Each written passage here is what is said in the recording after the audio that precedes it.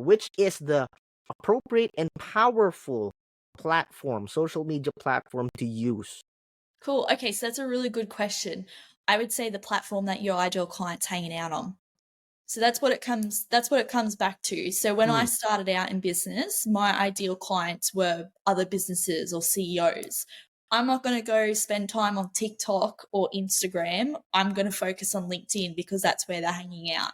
My yeah. personal preference, obviously I'm a LinkedIn girl. I do promote myself across the other platforms as well, but there's a few reasons why I love LinkedIn the most. One, I find the organic reach is much more better compared to other platforms.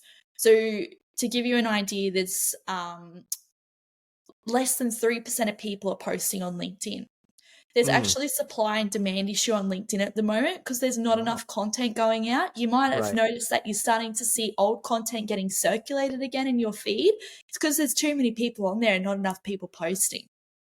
Wow. Well, I didn't know that. So now I get Just excited a because, fun little I'm a fact. LinkedIn person also. But yeah, love that.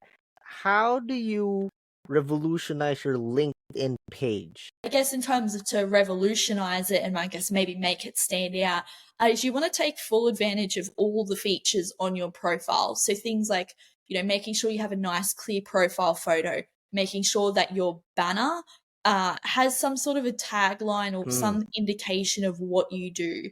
And particularly for business owners, I do recommend putting in there what you solve for your clients. So mine's just getting Oh written up, yeah. funnily enough, at the moment, and mine will say something like helping you to make bank, create impact, and attract Right. opportunities through your personal brand. So when you land on my profile, you know exactly what I do. Yeah. Yeah. Well, yeah. That is something that I would, agree on because whenever you jump on a LinkedIn profile, that It's the first thing you see. banner and that brief detail will give you an overview of, what that brand is all about, what are they offering and things like that. Having a premium LinkedIn, a paid premium LinkedIn or a free account. So, your thoughts on this, Katisha?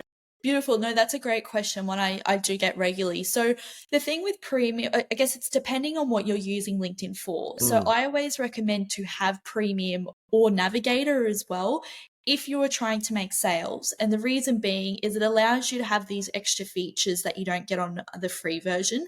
One of the biggest ones I like is being able to see who's viewing my profile. So my profile over the last 90 days has been viewed nearly by 2,000 people. This is what Wow. I mean by like, you've got to use this as if it's your website. Like, I'm getting traffic of 2,000 people to my profile, right? Mm. Now, um, I couldn't tell who was viewing my profiles on the free version, but what I do is anybody who does check out my profile that I think might be a potential fit to work with me, Mhm. I'm sliding into their DMs. I'm having a Oh. conversation with them. I'm getting to build a relationship with them. And that's another way that you can strategically reach out to a potential prospect without it being awkward or icky.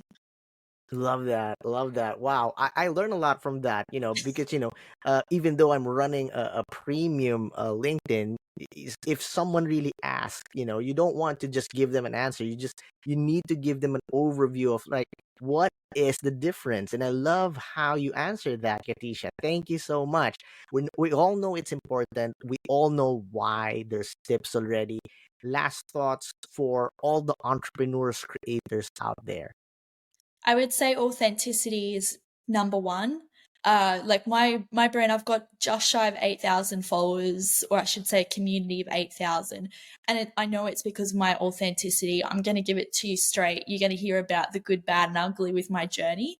And then the other one would be to also make sure that you are constantly providing value and you're in a mindset of service and love. So I'm always thinking about how can I give back to my community because I know, and this might be a bit woo woo for some people, but I'm just a big believer in like what you put out is what you get, is what you get back. So if you're putting out great value, if you're there to genuinely help people, then you're going to receive that tenfold. And that will also be financially as well, can I say? I love that. I totally agree. Wow. Thank you so much, Katisha. My reactions there, it's just because I'm learning. Second, I really love the answers that you shared, the values, the tips. I know it will really transform our journey towards success. Thank you. Thank you so much, Katisha, for giving us those valuable insights in branding and beyond.